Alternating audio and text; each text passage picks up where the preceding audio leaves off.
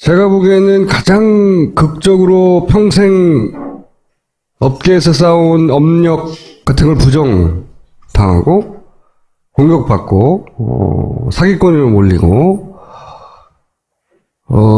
그 첫 번째로 계신 분이 이분입니다. 이종인 대표를 모시겠습니다.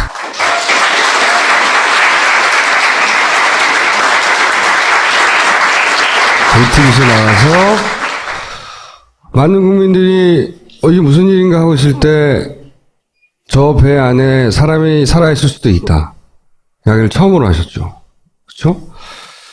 그런 현장에 갔다가 결국은 장사꾼, 사기꾼 이런 식으로 모욕을 주는 방식으로 사회적으로 거의 매장시키려고 했었어요. 저쪽에서. 자, 오늘 그래서 이제 3년간 못했던 얘기가 많이 있는데 오늘 아직은 다 풀 수 없겠죠. 정권이 바뀌면 그럴 수 있을 것 같은데. 이거부터 얘기해 볼게요. 그 다이빙벨 가서 내렸을 때, 그때, 내가 정말 죽을지도 모른다, 이 현장에서. 이상호 기자가 준 어떤 첩보, 그 사람들과 어떤 정부 관리들 간의 그런 어떤 메시지를 보여주는데, 제거해라. 직접적으로. 그런 걸 보고 나니까, 사실 실감, 영화 같은 데서 있는 얘기 아니에요, 그게? 이게 실감은 안 났는데, 설마 그랬는데, 이제 언제, 그런 거를 느꼈냐면은, 이제 두 번째 그 총장하고 장관이 불러서 갔을 때, 가서, 이제 그 업자, 그 배를 대는데, 이제 그 현장에서 세월호에다가 배를 설치하려고 대는데 방해 끝에 이제 나왔거든요. 나와서 이제 그 파도가 좀 쳐서 대기하고 있던 중에 그 섬에서 섬 가까이에다가 이제 투멸하고 기다리고 있는데 아침에 그 해경 간부 하나가 전화가 와요. 전화가 오는데 대표님 뭐 하시냐고 우리 일을 같이 한번 힘을 합쳐서 구조를 해보자고 그러는 건데 누구 옆에서 이제 듣는 상태 분위기라는 걸 알 수 있었죠. 저 오시라고 지금 빨리 와서 같이 일하자고. 그때 파도가 이제 한 2m 치고 그럴 때예요. 그럼 배를 못 대는 건 당연하죠. 그래서 아니 무슨 소리를 하냐고. 지금 날씨가 이래서 여기 이제 피항을 하고 있는 상황인데 그러면 대표님이라도 오십시오. 혼자? 경비정 보낼 테니까. 그래서 전화를 바로 끊었어요. 그래서 바로 앵커 걷어서 팽목항으로 도망을 왔어요. 갈 수 없는 상황인 걸 알고 또 오라고 지금. 근데 이제 배에서 보통 사고가 나면 이 어선 같은 데서 이제 살인 사건이 나요. 그래서 보면 사람이 실종이 돼요. 그거는 그냥 단순한 감정으로 그렇게 되는 건데 이제 뭐 그 선원간에 찍힌다든가 이러면 저녁에 그냥 밀어버려요. 바다에. 그러니까 그런 상황이 나한테 일어날 수 있다는 거죠. 우리는 모르지만 하여튼 그런 시도가 있다는 거를 이거는 나를 보내려고 하는 거구나 하는 시도를 계속 느끼시는 거구나. 그렇죠, 그렇죠. 그리고 이제 또 한 번은 이제 5월 1일에 이제 그 전날 그 다이빙 2시간 하고 그리고 철수를 하게 돼서 현장에 왔는데 가족들의 이제 그런 그 얘기는 아시죠, 이제? 유가족들이 나서면 그때는 아무도 뭐라고 할 수 없는 상황이잖아요. 그중 일부가 이종인 사기꾼이라고 공격을 했었죠. 그때까지는 사기꾼으로 이렇게 좀 이렇게 극상하지는 않고 그냥 실패자. 장사하러 왔냐? 장사하러 왔다. 세월호 얘기 좀 해보자면 일단 2년 3년 걸리면 이건 말이 안 되지 않습니까? 간단하게. 너무 오래 걸렸죠. 3년이라는 건 말이 안 되는 거죠. 그리고 저는 예상하기에 세월호가 3년 요 근래 이렇게 나왔지만 이렇게 또 빨리 건지리라고 생각은 안 했어요, 사실은. 계속 질질 끌 것이다. 이제 그 처음에 그 인양 문제는 우선시 되지 않고 일단 구조부터 먼저 하자, 시신수부터 먼저 하자. 그래서 가족들의 반대로 아마 좀 꽤 시간이 지났을 거예요. 인양 문제 나온 거는. 그러면 인양 문제가 이제 대두되고 나서 업자 선정이니 이런 걸로 또 몇 개월을 끌었어요. 사실 그럴 게 아닌데. 그런 고만한 배를 건질 수 있는 그 능력의 그 이제 구조회사들이 우리나라에 이제 몇 개 돼요. 아, 우리나라에도 몇 개 돼요? 그렇죠. 근데 이제 배제를 시킨 걸로 알고 있고. 국내 다 배제시켜버렸고. 그래서 했을 경우 결정이 되면 6개월이면은 네. 충분히 배를 지금같이 어떤 그 지금 일어나는 문제, 배가 옆으로 누워 있어서 일어나는 문제들이 전혀 상관이 없이 배를 온전하게 건질 수 있었죠. 그 이상 걸릴 이유가 없죠. 저희 해상 이제 그런 작업을 할 때는 특히 이제 중요한 일 같은 경우는 앞을 예상을 못 해요. 그러니까 오늘 날씨가 좋다 그래서 내일 날씨가 좋으라는 법이 없거든요. 그렇겠죠. 그러니까 기회가 주어졌을 때 뭐 한 4배 인력을 넣는다든가 갑자기요. 그런 식으로 해서 해도 6개월이면 충분했던 일이죠. 나머지 2년은 일부러 안 건져졌다고 봐도 되는 거네요. 공법이 바뀌었고 뭐 어쩌고 이런저런 얘기들이 나오더라고요. 그래서 그런 공법도 써서는 그 배 구조에서는 그런 식으로 써서는 안 됐고. 애초부터 그런 얘기는 이제 그 우리 국내 업체들도 처음부터 얘기했다고 그 공법은 안 맞다고. 저도 실패를 한 번 했습니다. 예전에. 천안함 사고 났을 때 천안함이 1200톤인데 우리가 2400톤짜리를 건지는데 사실은 비용 문제에 있어서 크레인을 들면 하루 사용료가 이제 그냥 일반적인 경우 6시간 사용하는데 한 1억 2천 줬어요. 1억 2천을 주면 적어도 한 4일 하면은 벌써 한 거의 5억 돈이 나가잖아요. 그래서 그거를 부력백으로 하면 그게 안 들어가니까 이제 그런 생각을 안 했다고 볼 수도 없지, 이 사람들도. 비용을 먼저 생각하는 건 말이 안 되잖아요. 그런데 이제 업자 입장에서는 그렇게 했고, 그러니까 업자는 그럴 수 있어요. 중요한 거는 해수부에서 그걸 어그리를 했다는 거죠. 해수부에서. 근데 실제 또 비용도 결국은 거의 똑같이 들었다고 하던데. 사실 그 돈을 주고 어떻게 처음에 하겠다라는 게 지금 결과적으로 그렇게 꺼낸 방법 아니에요. 그럼 그 방법대로 돈을 줬으면 그대로 했어야지. 그것까지는 이제 판단하실 수 없긴 하겠지만, 구멍을 많이 뚫는 방식을 선택한 거 아닌가. 거꾸로. 저는 그런 생각도 들어요. 배가 떠 있다가 물에 가라앉으면 그건 다시 띄울 수 있는 거예요, 무조건요. 떠 있던 거는.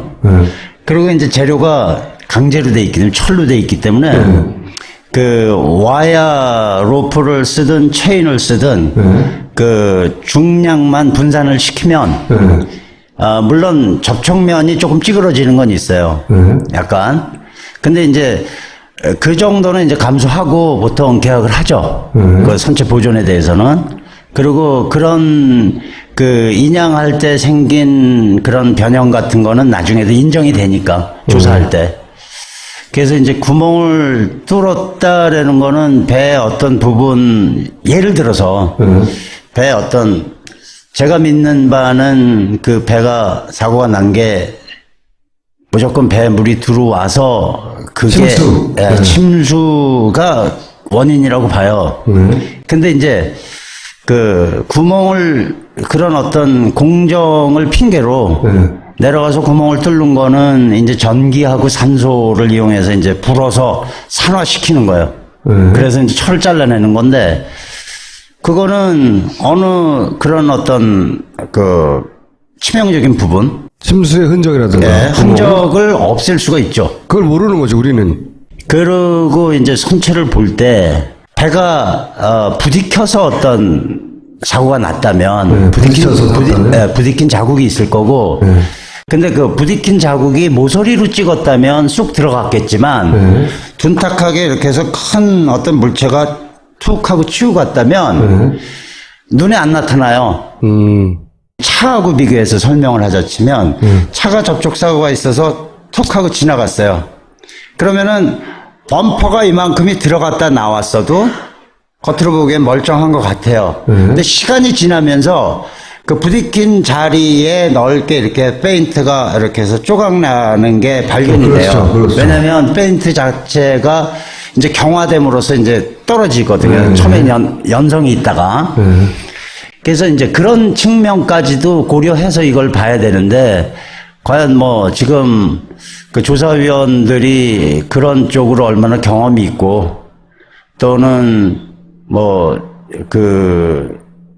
이제 그 뒷받침할 수 있는 경력이 있는지, 그게 의문스럽더라고요. 걱정이 되고. 이 중국 업체 실력이 우리보다 나아요? 우리나라 업체가 중국보다 실력이 떨어져서 선정이 안 된 겁니까? 이거는 이제 많이 해볼수록 실력이 낮다고 볼 수가 있으니까. 그래서 예를 들어서 실력이 낮다, 덜하다의 차이는 이거를, 효율적으로 하루에 건지느냐, 뭐 한 달에 걸리느냐, 뭐 이런 차이 정도로 얘기를 할 수 있는데 그 사람들 하는 거 봐서는 우리보다 나을 게 없는 것 같아요. 왜 중국 업체가 그러니까 다들 반대하는 인양 방식을 제시했던 중국 업체가 결국 비용도 거의 똑같은 중국 업체가 선정됐다고 보세요? 철저하게 보안이 이제 지켜질 수 있는 이점이 있었겠죠. 가리려는 입장에서는. 그렇게 추정을 하신다. 딱히 중국 업체를 해야 될 이유가 없었는데. 그죠. 제 생각이 그렇다는 얘기예요. JTB 첫 출연 때부터 생존 가능성이 있다, 아이들이. 그 얘기를 계속 하셨단 말이죠. 마지막까지 해봐야 한다고 할 수 있는 건 다. 지금도 그렇게 생각하십니까? 지금 뭐 오늘 밤이라도 어떤 비슷한 사고가 나면 사람이 먼저죠. 무조건 배가 뒤집혀 있어서 떠 있으면, 떠 있다는 건 그 안에 공기가 있다는 거고, 공기는 그 사람이 숨을 쉬지 않는 한 21%의 산소가 우리 대기처럼 그대로 있는 거니까, 그 21%가 한 15%, 16% 될 때까지는 숨을 쉴 수가 있는 거죠. 그러니까 세월호 사고,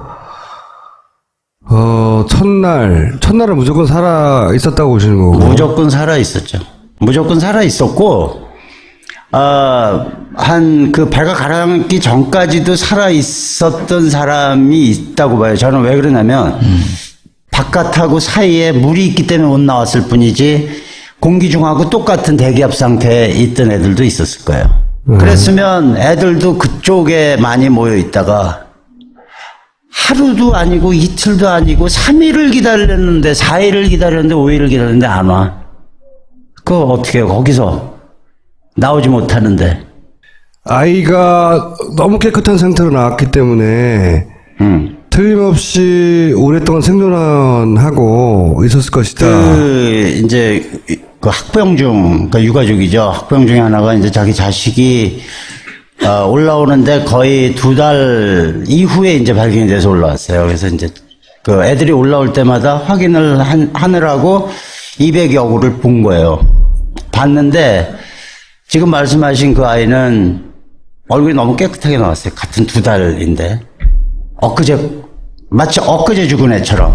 그래서 이제 부모들이 더 이제 원통해하고 막 그런 일이 생각이 나는데, 2달을 그 찬물 속에 있었기 때문에 부패될 요소는 없어요. 어떤 아이는 너무 깨끗했다는 거예요. 그래서 이 아이는 오래 살아남았던 아이가 아니냐, 이렇게 해석들을 했는데 정반대로 해석해야 한다고. 원래 이제 몸속에 그 고압 공기가 녹아 들어간 거를 푸는 방식은 감압이라고 이제 많이 알려져 있죠, 다이버들이. 그냥 올라오면은 잠수병에 걸린다. 그래서 호흡을 통해서 중간중간 압력을 조금 낮은 데로 이렇게 옮기면서 녹아 들어간 공기를 빼내고 나왔을 때 정상이 되는 건데, 얘네들은 숨을 못 쉬잖아요. 거기서 숨을 쉬었다는 거를 증명하는 게 나와서 몸이 부푸는 방법밖에 없어요. 이 공기가 녹아든 게 피부로, 눈으로, 코로 나오는 게 아니에요. 일단 몸 체조직에 이렇게 녹아 들어간 거는 일시에 주변 압이 낮아지면, 즉, 그 발견된 곳에서 수면 위로 올라왔을 때 어느 정도 시간이 경과함에 따라서 몸이 이렇게 부풀게 돼요. 깨끗하게 온전한 얼굴로 나온 아이는 오히려 빨리 사망한 아이고, 몸이 부풀어서 나온 아이들은 오히려 거기 살아남아서 거기 있던 압축 공기를 마시고 있다가 사망했고, 그게 살아있었다는 거죠. 사망했고, 그 사망한 아이를 압축 공기를 마신 상태에서 갑자기 끌어올리니까 감압하지 않고 몸이 이렇게 부푼 거다. 부푼 아이들이 오래 살아남아 있었던 아이들인 거예요. 거꾸로. 근데 그 수가 200여 명이 된다니까. 200여 명이. 정도, 부푼 정도의 차이가 있겠지만 살아 있었다. 즉사하지 않았다는 거죠. 그건 사실이에요. 그러니까 그건 자연의 섭리고 또 그렇게 몸이 되는 거는 그렇게 해서 증명을 한 거죠. 엄마 아빠는 살아 있었다고. 가장 이해가 안 갔던 건 어떤 장면이었어요? 지금 되돌아서 말씀하시면. 근데 정부에서 부르지 않은 거죠. 제가 잘나서가 아니고 동원업체로 지정이 돼 있기 때문에 군안동업체. 예. 네. 해군, 네. 그다음에 해양수산부, 그다음에 해양경찰 네. 쪽에서 각자로 그 데이터를 갖고 있어요. 네. 작업 인원, 작업 그 경력, 그 1년 동안, 그다음에 작업 그 장비, 그런 것들이 쭉 이제 1년마다 업데이트를 하는데,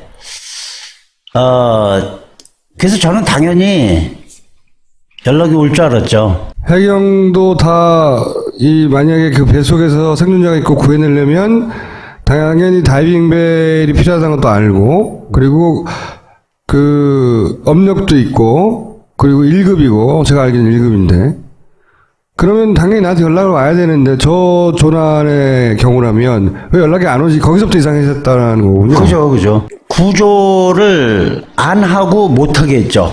그건 분명한 사실 아니에요? 구조를 안 한 것가 죄가 안 된다면 구조를 못 하게 한 건 또 죄가 되잖아요. 그러니까 접근을 불허했잖아요. 왜 안 했을까요? 처음부터 생존자가 없다고 판단해서 그런 걸까요? 그렇진 않겠죠. 바다에서 그래도 아무리 중간에 무슨 행시나 이런 걸로 해서 고위 계급서부터 시작한 사람들이라도 바닷바람 맞고 그렇게 해서 그 계급을 올라갔는데 왜 몰랐을 거예요. 그리고 실제 그런 사고들이 가끔가다 있어요. 배가 전복돼서 사람이 그 안에 있는 거를 구조하다 실패할 수도 있고 또 구조한 경우도 있다고요. 해경이 알고 있다고 그런 거를. 김정 감독이 한 2년 반 미친 듯이 이 사고 원인을 따지다가 이제 지금 다큐는 거의 막바지인데 이제 시사 일정을 곧 공개할 텐데 김 감독의 이야기가 이제 이게 닷을 이용해 가지고 닷으로 소위 넘어뜨린 거 아니냐. 대표님이 보시기에 이 닷 가설의 가능성이 있을 수도 있다고 보세요? 얼토당토하는 얘기입니까? 근데 이제 닷을 내렸던 거는 분명한 것 같아요. 배가. 거기까지는. 근데 이제 닷을 내리는 이유는 말 그대로 묘박. 배를 어느 위치에서 정박하려고. 있을 목적으로 정상적인 거죠. 근데 이제 두 번째 닷을 내리는 경우는 배가 컨트롤이 안 될 때. 배가 이제 어느 속도로 진행을 하다가 메인 엔진 주기가 뭔가 잘못돼서 말을 안 들을 때는 배를 멈출 수가 없어요. 그렇죠. 브레이크가 없어요. 브레이크를 밟는 게 아니고 주기 엔진을 그 전진 방향으로 가던 거를 후진으로 함으로써 배를 감속을 시키거든요. 예. 근데 그게 그 큰 등치가 20노트 되는 속도로 전속으로 가는 상황에서 주기가 고장이 났다 그러면은 참 엄청난 거거든요. 막을 수가 없는 거예요. 나타나면 그거 키를 돌려서 피하는 것도 어느 정도지 웬만하면 다 받고 대형 사고가 안 되는 거죠.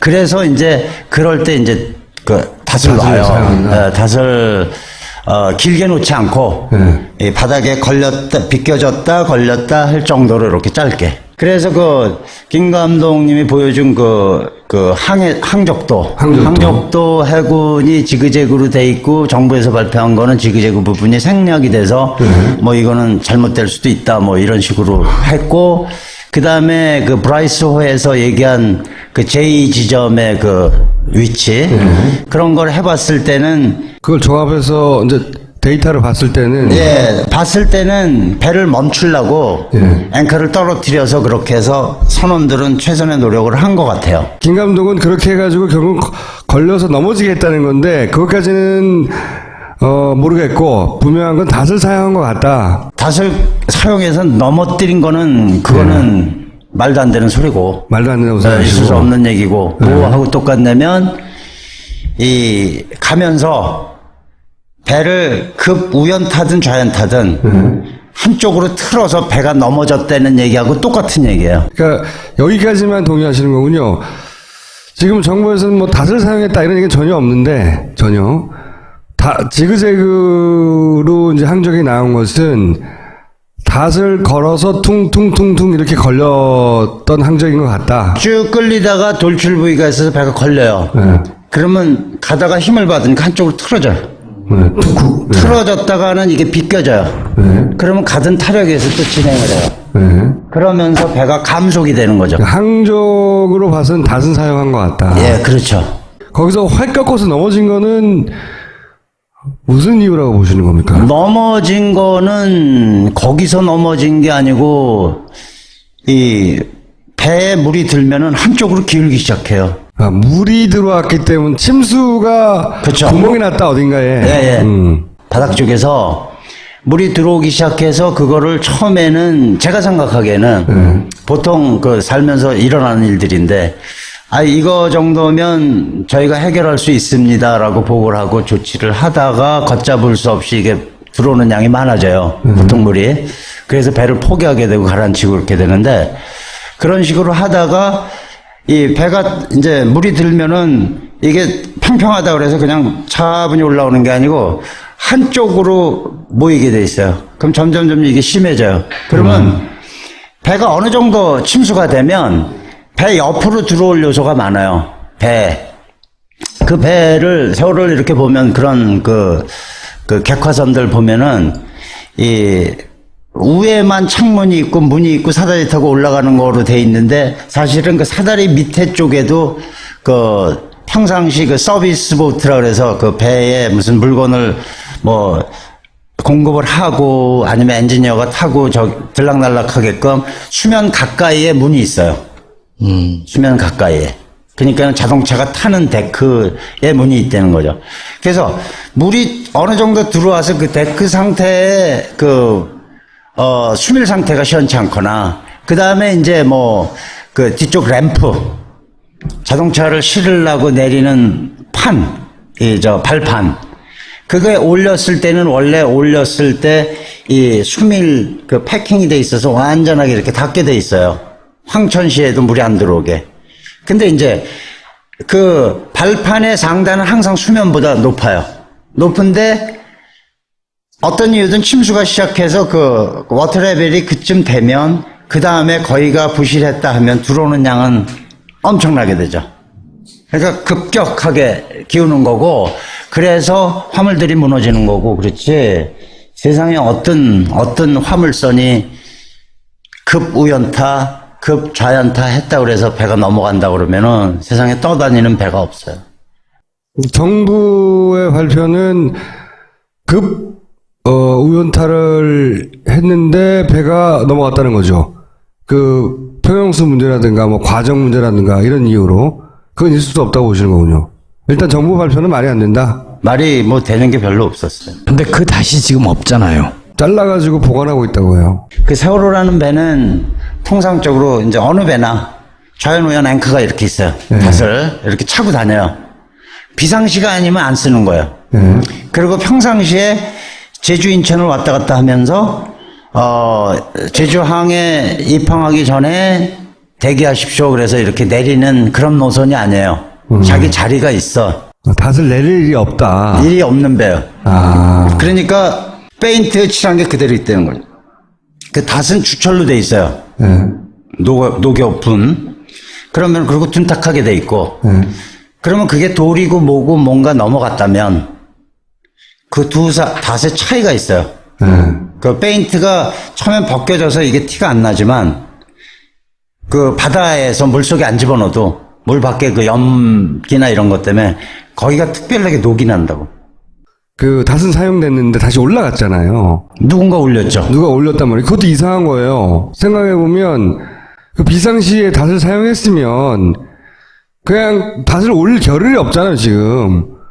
그런데 그 상태에서도 닷을 올렸거든요. 그러면 닷을 사용했다는 걸 숨기고 싶었다는 거잖아요. 닷을 거기 놨으면 병풍도에서 200~300m 거리밖에 안 돼요.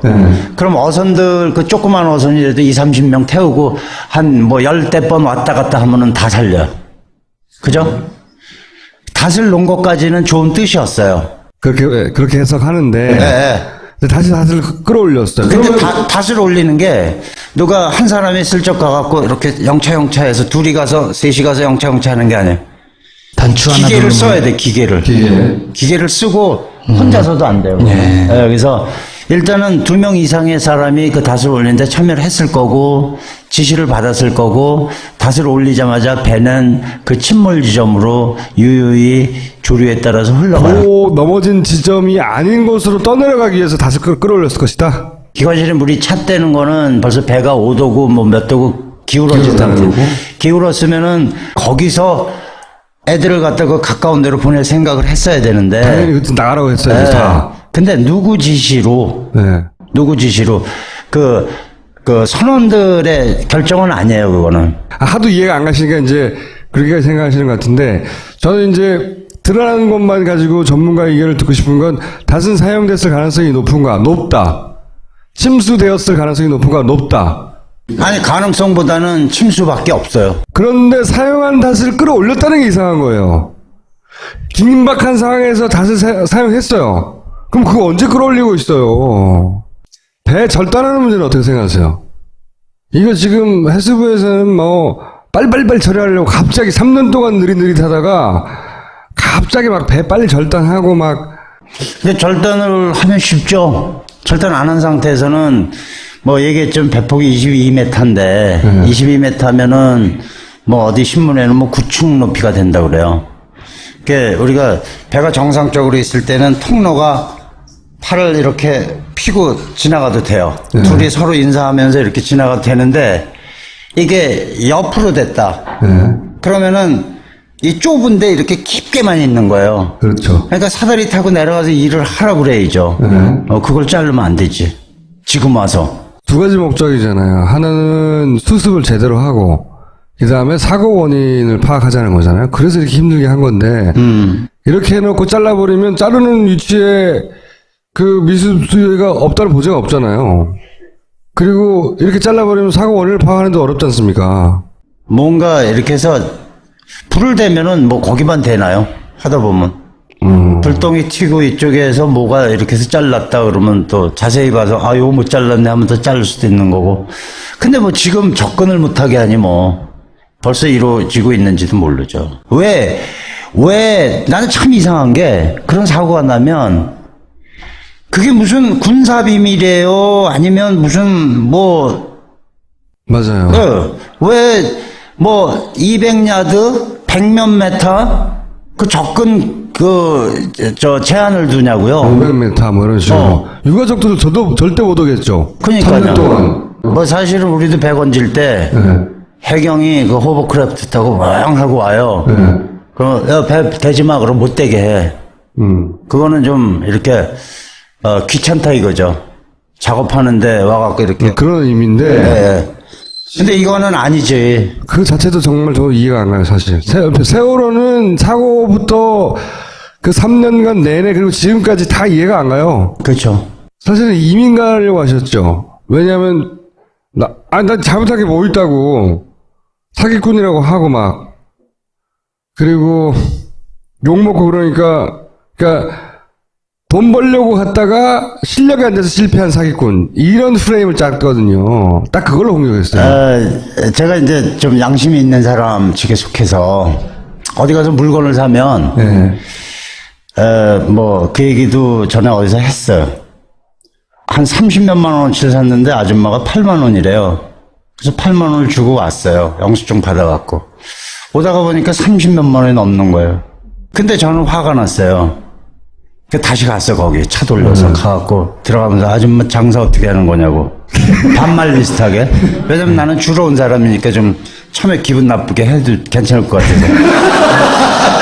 그러니까 얼굴이 빨개져갖고, 죄송해요. 그러고선, 영수증 이거, 네, 영수증 이거 봐요. 그러더니, 죄송해요. 얼굴이 빨거더니, 그 다음에는 완전 더 빨개지는 거예요. 왜냐면 자기가 덜 받았거든. 근데 이 사람이 이거 미쳤나?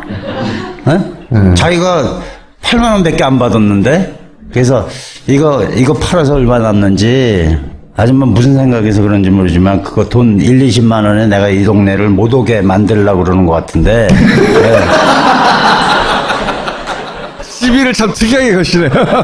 아니, 그건 뭐, 있던 얘기니까. 그래서 제가 얘기하는 거는, 그래서 다 포기하고 가려고 집도 뭐 자리도 봐놓고 뭐 이제 계획도 어떻게 뭐 해놨다가 그 이상호 기자가 영화 만들어서 그 가족들이 그거 보고 처음에 이상호 기자 맞을 뻔했잖아요. 그 영화 비춰주면서. 그 이제 뭐 그 영화 보고 끝나고 미안하다 그러고 사죄하고 뭐 가족이 전부니까 그 사람들만 이해하면 되지 나머지 국민이야 뭐 시간 걸려서 이제 알면 알고 모르면 모르는 거니까. 그래서 이제 풀렸죠. 자유를 다시 이 땅에서 얻게 됐습니다. 그 대표님 사무실이 싹 불탔어요. 그래가지고 꼭 그 일 때문에 그랬겠냐마는.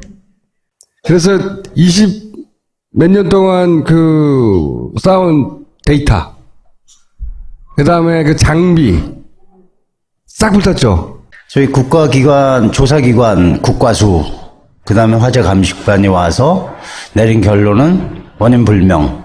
화재가 났어요. 화재가. 괜찮아요 근데. 혼란을 탔어요. 거지.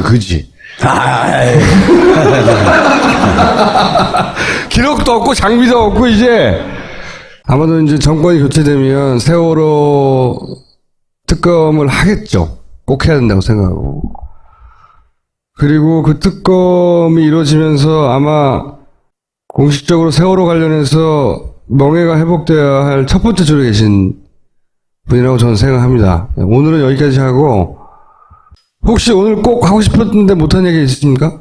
그 천안 사건도 세월호 사건과 똑같은 거. 자리 움직이지 말고 있어라. 함장이 너네들 네 위치로 가서 문 잠그고 방수 조치하고 있어라. 그 말 믿고 들어가서 문 잠그고 있었는데 갑자기 뜨드득하고 뜯어지고 가라앉고 죽고. 근데 그거에 책임지는 사람이 아무도 없었어요. 그래서 그것도 좀 여러분들이 잊지 않고 계속 관심을 가져주셨으면 합니다. 알겠습니다. 감사합니다. 앞을 예상을 못해요.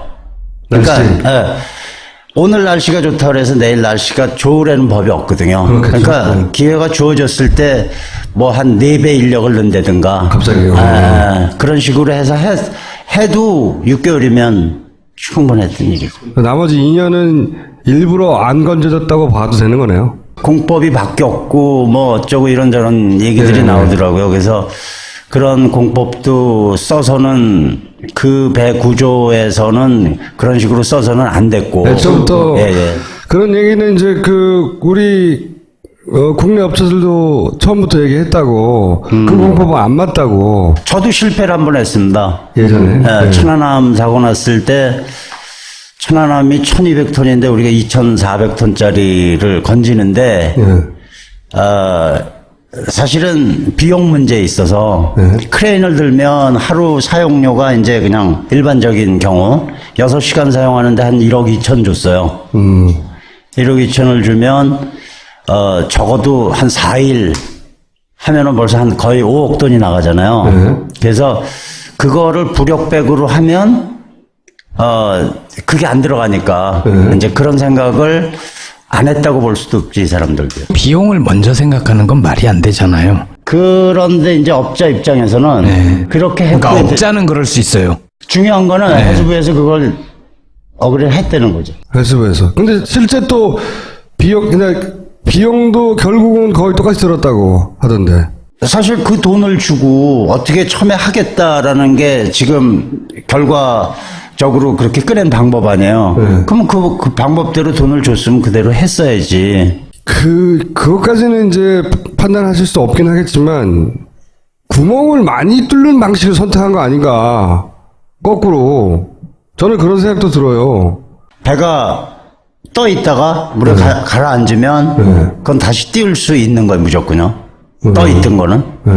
그리고 이제 재료가 강제로 돼 있기 때문에, 철로 돼 있기 때문에 그 와야 로프를 쓰든 체인을 쓰든 그 중량만 분산을 시키면 물론 접촉면이 조금 찌그러지는 건 있어요. 약간. 근데 이제 그 정도는 이제 감수하고 보통 계약을 하죠. 그 선체 보존에 대해서는. 그리고 그런 그 인양할 때 생긴 그런 변형 같은 거는 나중에도 인정이 되니까 조사할 때. 그래서 이제 구멍을 뚫었다라는 거는 배 어떤 부분 예를 들어 혼자. 경비정 보낼 테니까. 오. 그래서 전화를 바로 끊었어요. 그래서 바로 앵커 걷어서 팽목항으로 도망을 왔어요. 갈 수 없는 상황인 걸 알고 또 오라고 지금. 근데 이제 배에서 보통 사고가 나면 이 어선 같은 데서 이제 살인 사건이 나요. 그래서 보면 사람이 실종이 돼요. 그거는 그냥 단순한 감정으로 그렇게 되는 건데 이제 뭐 그 선원간에 찍힌다든가 이러면 저녁에 그냥 밀어버려요. 바다에. 예. 그러니까 그런 상황이 나한테 일어날 수 있다는 거죠. 우리는 모르지만 하여튼 그런 시도가 있다는 거를 이거는 나를 보내려고 하는 거구나 하는 시도를 계속 느끼시는 거구나. 그렇죠, 그렇죠.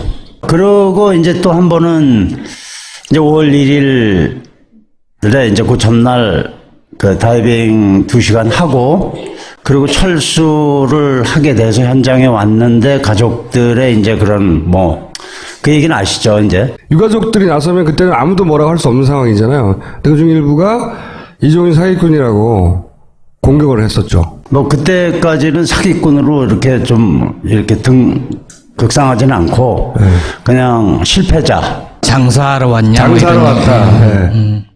세월호 얘기 좀 해보자면 일단 인양 3년 걸리면 이건 말이 안 되지 않습니까? 간단하게 너무 오래 걸렸죠. 3년이라는 건 말이 안 되는 거죠. 그리고 저는 예상하기에 세월호가 3년 요 근래 이렇게 나왔지만 이렇게 또 빨리 건질이라고 생각은 안 했어요, 사실은. 계속 질질 끌 것이다. 네. 네. 이제 그 처음에 그 인양 문제는 우선시 되지 않고 일단 구조부터 먼저 하자, 시신수부터 먼저 하자. 그래서 가족들의 반대로 아마 좀 꽤 시간이 지났을 거예요. 인양 문제 나온 거는. 그러면 인양 문제가 이제 대두되고 나서 뭐 업자 선정이니 뭐 이런 걸로 또 몇 개월을 끌었어요. 사실 그럴 게 아닌데 그런 고만한 배를 건질 수 있는 그 능력의 그 이제 구조회사들이 우리나라에 이제 몇 개 돼요. 아, 우리나라에도 몇 개 돼요? 그렇죠. 근데 이제 배제를 시킨 걸로 알고 있고. 국내 다 배제시켜버렸고. 그래서 했을 경우 결정이 되면 6개월이면은 충분히 배를 지금같이 어떤 그 지금 일어나는 문제, 배가 옆으로 누워 있어서 일어나는 문제들이 전혀 상관이 없이 배를 온전하게 건질 수 있었죠. 그 이상 걸릴 이유가 없죠. 저희 해상 이제 그런 작업을 할 때는 특히 이제 중요한 일 같은 경우는 들어서 배 어떤 제가 믿는 바는 그 배가 사고가 난 게 무조건 배 물이 들어와서 그게 침수. 침수가 원인이라고 봐요. 근데 이제 그 구멍을 그런 어떤 공정을 핑계로 내려가서 구멍을 뚫는 거는 이제 전기하고 산소를 이용해서 이제 불어서 산화시키는 거예요. 그래서 이제 철을 잘라내는 건데 그거는 어느 그런 어떤 그 치명적인 부분, 침수의 흔적이라든가. 흔적을 없앨 수가 있죠. 그걸 모르는 거죠, 우리는.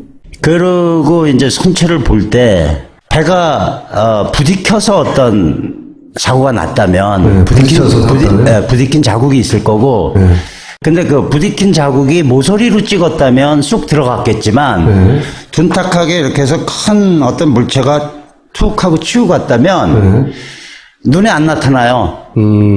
차하고 비교해서 설명을 하자 치면 차가 접촉사고가 있어서 툭 하고 지나갔어요. 그러면은 범퍼가 이만큼이 들어갔다 나왔어도 겉으로 보기엔 멀쩡한 것 같아요. 근데 시간이 지나면서 그 부딪힌 자리에 넓게 이렇게 페인트가 이렇게 해서 조각나는 게 발견이 그렇죠, 돼요. 그렇죠. 왜냐면 페인트 자체가 이제 경화됨으로써 이제 떨어지거든요. 처음엔 연성이 있다가. 그래서 이제 그런 측면까지도 고려해서 이걸 봐야 되는데, 과연 뭐 지금 그 조사위원들이 그런 쪽으로 얼마나 경험이 있고, 또는 뭐 이제 그 뒷받침할 수 있는 경력이 있는지, 좀 그게 의문스럽더라고요. 걱정이 되고. 이 중국 업체 실력이 우리보다 나아요? 우리나라 업체가 중국보다 실력이 떨어져서 선정이 안 된 겁니까? 이거는 이제 많이 해볼수록 예. 실력이 낮다고 볼 수가 있으니까. 그래서 예를 들어서 실력이 낮다, 덜하다의 차이는 이거를, 효율적으로 하루에 건지느냐, 뭐 한 달에 걸리느냐, 뭐 이런 차이 정도로 얘기를 할 수 있는데 그 사람들 하는 거 봐서는 우리보다 나을 게 없는 것 같아요. 왜 중국 업체가 그러니까 다들 반대하는 인양 방식을, 제시했던 중국 업체가 결국 비용도 거의 똑같은 중국 업체가 선정됐다고 보세요? 철저하게 보안이 이제 지켜질 수 있는 이점이 있었겠죠. 가리려는 입장에서는. 그렇게 추정을 하신다. 딱히 중국 업체를 해야 될 이유가 없었는데. 그죠. 제 생각이 그렇다는 얘기예요. JTB 첫 출연 때부터 생존 가능성이 있다, 아이들이. 그 얘기를 계속 하셨단 말이죠. 마지막까지 해봐야 한다고 할 수 있는 건 다. 지금도 그렇게 생각하십니까? 지금 뭐 오늘 밤이라도 어떤 비슷한 사고가 나면 사람이 먼저죠. 무조건 배가 뒤집혀 떠 있으면, 떠 있다는 건 그 안에 공기가 있다는 거고, 공기는 그 사람이 숨을 쉬지 않는 한 21%의 산소가 우리 대기처럼 그대로 있는 거니까, 그 21%가 한 15%, 16% 될 때까지는 숨을 쉴 수가 있는 거죠. 그러니까 세월호 사고, 첫날은 무조건 살아 있었다고 보시는 거고. 무조건 살아 있었죠. 무조건 살아 있었고, 한 그 배가 가라앉기 전까지도 살아 있었던 사람이 있다고 봐요. 저는 왜 그러냐면, 바깥하고 사이에 물이 있기 때문에 못 나왔을 뿐이지, 공기 중하고 똑같은 대기압 상태에 있던 애들도 있었을 거예요. 그랬으면 애들도 그쪽에 많이 모여 있다가, 하루도 아니고 이틀도 아니고 3일을 기다렸는데 4일을 기다렸는데 5일을 기다렸는데 안 와. 그거 어떻게 해요? 거기서 나오지 못하는데. 아이가 너무 깨끗한 상태로 나왔기 때문에 틀림없이 오랫동안 생존하고 있었을 것이다. 이제 그 학부형 중, 그 유가족이죠. 학부형 중에 하나가 이제 자기 자식이 올라오는데 거의 2달 이후에 이제 발견이 돼서 올라왔어요. 그래서 이제 그 애들이 올라올 때마다 확인을 하느라고 200여 구를 본 거예요. 봤는데 지금 말씀하신 그 아이는 얼굴이 너무 깨끗하게 나왔어요. 같은 2달인데. 마치 엊그제 죽은 애처럼. 그래서 이제 부모들이 더 이제 원통해하고 막 그런 일이 생각이 나는데, 2달을 그 찬물 속에 있었기 때문에 부패될 요소는 없어요. 어떤 아이는 너무 깨끗했다는 거예요. 그래서 이 아이는 오래 살아남았던 아이가 아니냐 이렇게 해석들을 했는데 정반대로 해석해야 한다고. 원래 이제 몸속에 그 고압 공기가 녹아 들어간 거를 푸는 방식은 감압이라고 이제 많이 알려져 있죠, 다이버들이. 그냥 올라오면은 잠수병 걸린다. 그래서 호흡을 통해서 중간중간 압력을 조금 낮은 데로 이렇게 옮기면서 녹아 들어간 공기를 빼내고 나왔을 때 정상이 되는 건데, 얘네들은 숨을 못 쉬잖아요. 제가 보기에는 가장 극적으로 평생 업계에서 쌓아온 업력 같은 걸 부정당하고 공격받고 사기꾼을 몰리고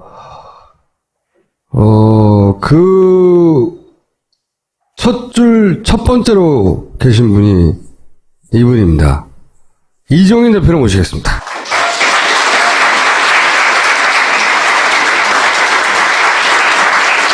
JTBC에 나와서 많은 국민들이 이게 무슨 일인가 하고 있을 때 저 배 안에 사람이 살아있을 수도 있다. 이야기를 처음으로 하셨죠. 그렇죠? 그런 현장에 갔다가 결국은 장사꾼, 사기꾼 이런 식으로 모욕을 주는 방식으로 사회적으로 거의 매장시키려고 했었어요. 저쪽에서. 자, 오늘 그래서 이제 3년간 못했던 얘기가 많이 있는데 오늘 아직은 다 풀 수 없겠죠. 정권이 바뀌면 그럴 수 있을 것 같은데. 이거부터 얘기해 볼게요.